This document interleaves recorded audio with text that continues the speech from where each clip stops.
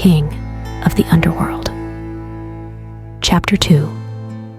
There's a steady stream of food to the back room throughout the night, and the alcohol flows freely. I've gotten 4 smacks to my ass in the first hour. All the boss's eldest sons are there. Lucky me. Around 9:30, 2 new bodyguards, who are quite possibly the biggest men I've ever seen, walk into the restaurant as I'm waiting for Max to fill my latest alcohol order. Walking in right behind them, I see a man I don't recognize, but can't see clearly as the lights are dim in the restaurant. He steps fully inside the door, and I can clearly see his face. He's tall, surprisingly young for a Lord King boss, dark hair, 2-day-old stubble that I find myself wondering what would feel like against my neck. And he turns to look my direction with the most piercing blue eyes I think I've ever seen. He catches me staring at him, and a sly smirk comes across his face. Just then, Max steps up behind me and gently pushes my shoulder. Hey, you should go escort him to the back room. He might not know where to go. I'll have your drinks ready when you get back. I take a sharp breath in, broken out of my daze, and practically stumble toward the men at the front door. Hi. I'm guessing you're here for the meeting. His intense gaze leaves my face to scan down my body briefly and discreetly as he reaches down to adjust the cuffs of his shirt. He looks up again and nods once. Okay, man of many words. This I can handle. Please, follow me. He nods once more, and all 5 men follow me to the back. There were 2 more bodyguards behind him that I couldn't see until the first 2 units stepped further into the restaurant. Before I open the door to the back room, I turn around to face them, asking, "May I take your drink orders, gentlemen?" One of the first bodyguards says, "Yes, water for all of us, please." His very thick, very Russian accent is very apparent. I was surprised by his answer, so I cocked my head to the side, letting a different slip out before I realized I had said anything. My cheeks immediately flushed as I realized I had said the quiet part out loud. "I'm so sorry. I mean, no disrespect," I said as I stared at the floor and stepped to the side while opening the door for them. The first 2 bodyguards entered the room first, scanned the entire room, then nodded. The blue-eyed Lord King boss stepped up closer to me while his bodyguards were scanning, that sly smirk on his face once again, and leaned in close enough that I could smell his intoxicating cologne. "None taken," he whispered, his Russian accent detectable as he stepped in front of his bodyguards to the welcoming greetings of the entire room. "What the fuck is wrong with me?" I muttered to myself as I rushed back to the bar to get those drinks and to add 5 more waters to the order. The mood in the room palpably changed after Mr. Lord King Boss joined the meeting. Everyone was very tense and very serious. What had happened while I was getting those drinks? I did a quick head count as I delivered each individual drink order. Okay, nobody died while I was away. This is a good sign. I placed a refill of bourbon in front of one of the boss's sons. Anthony, I think his name was. This was Anthony's 11th bourbon of the evening.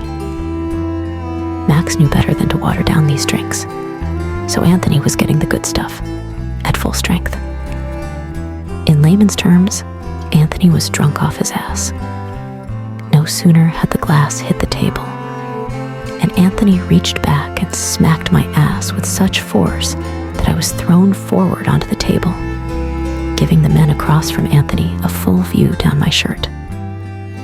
I caught myself on the table and pushed myself back upright, only to meet those steel blue eyes once again.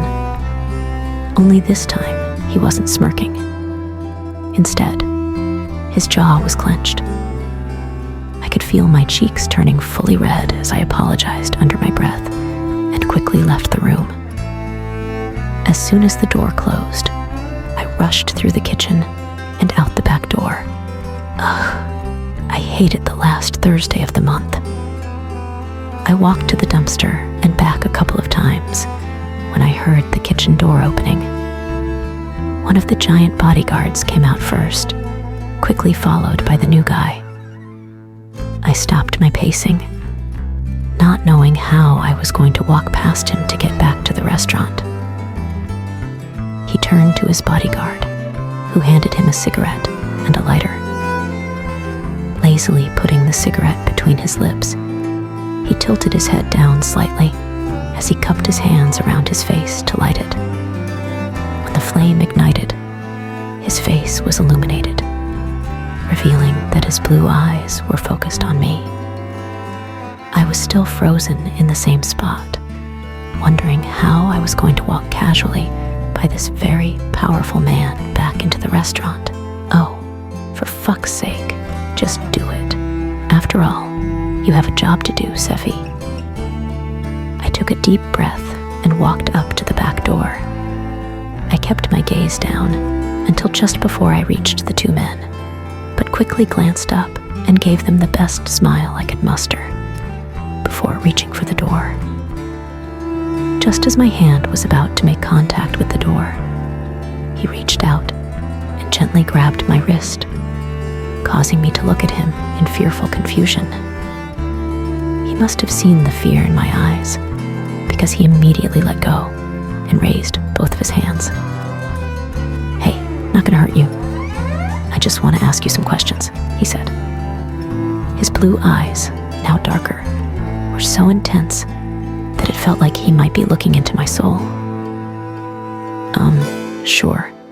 What can I help you with? Did you want to order some food? Can I get you more than water?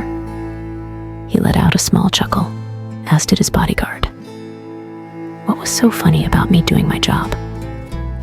No, but thank you. You're very good at your job, but I don't allow my men to drink when they're working, and I never touch alcohol. Oh, okay. What kind of questions? How well do you know those men in the meeting? Define well? I'm always the waitress that serves them when they have their meetings. I know the older men by name, as they're here every time. The younger men I have a harder time remembering because they aren't always here. The sons aren't always here either, thankfully, I whispered, once again realizing too late that I had said it out loud instead of in my head. I know them more by their drink and food orders than anything else. I can tell you exactly what they like and don't like when it comes to food and alcohol. But in the interest of self-preservation, that's all the information I divulge on those men. He smirked at me and asked, "Are they always so rude to you?" The older men, never. They're very respectful. Most of the underbosses, too, are very respectful, unless they drink too much. I'm not sure if their bodyguards know how to speak, because now that I think about it, I've never heard them say a word.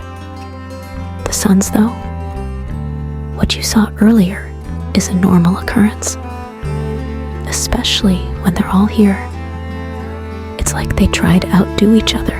He squinted his eyes slightly as he inhaled the smoke from his cigarette, holding his breath for a second before turning his head to blow the smoke into the air, away from me, his eyes never leaving mine. Why did I feel like I could look in those eyes for hours and never get tired of it? Thank you. I'm sorry. I didn't catch your name. Sifi. Sifi? That's an unusual name. It's short for Persephone. Most people have a hard time pronouncing it, so I just shortened it. Also, those who know are generally nervous once they find out I'm named after the queen of the underworld, I said, looking down at my fidgeting hands. I really loved my name, but it did come with a weird history. Thank you, Persephone. "You've been very insightful. I'm pleased to have met you tonight," he said, as he extended his hand to me. I hesitantly placed my hand in his. He gently turned my hand over and brought it up to his lips. When his lips connected to the back of my hand, it was like fireworks went off in my stomach. I tried not to be obvious about the sharp inhale I took as he kissed the back of my hand, so I said, "Yes, you too, mister," as I looked at him inquisitively. "Adric. You can call me Adric."